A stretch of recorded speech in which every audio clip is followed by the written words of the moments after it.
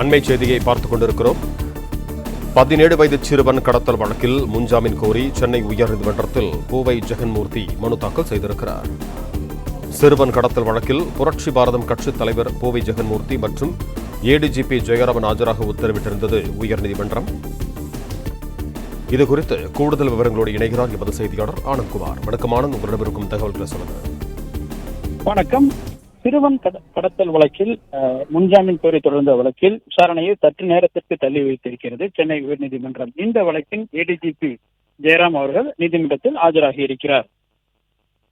சென்னை திருவள்ளூரைச் சேர்ந்த 17 வயது சிறுவன் கடத்தல் தொடர்பான வழக்கில் அவரது தாய் அளிக்கப்பட்ட புகாரில் புரட்சி பாரதம் கட்சியின் தலைவரும் கேவிக்குப்பம் சட்டமன்ற தொகுதி உறுப்பினருமான ஜெகன்மூர்த்தி மீது வழக்கு பதிவு செய்யப்பட்டது. இந்த வழக்கில் ஏற்கனவே 5 பேர் கைது செய்யப்பட்ட நிலையில் ஜெகன்மூர்த்தி முன்ஜாமீன் கோரி சென்னை உயர்நீதிமன்றத்தில் மனு தாக்கல் செய்திருந்தார். இந்த வழக்கு நீதிபதி வேல்முருகன் முன்பாக இன்று காலை விசாரணைக்கு வந்தபோது இந்த வழக்கில் ஏடிஜிபி ஒருவருக்கும் தொடர்பு இருப்பதாக அரசு தரப்பில் தெரிவிக்கப்பட்டது. காவல்துறை தரப்பில் தெரிவிக்கப்பட்டிருந்து ஏடிஜிபி யார் என நீதிபதி கேள்வி எழுப்பினார். அப்போது ஏடிஜிபி ஜெயராமன் என காவல்துறை தரப்பில் தெரிவிக்கப்பட்டது. இதனைத் தொடர்ந்து ஏடிஜிபி மற்றும் மனுதாரர் இருவரும் பிற்பகல் ஆஜராக உத்தரவிட்டனர். அதன் அடிப்படையில் ஏடிஜிபி பிற்பகல் 2:30 மணிக்கு நீதிபதி வேல்முருகன் முன்பாக நேரில் ஆஜரானார்.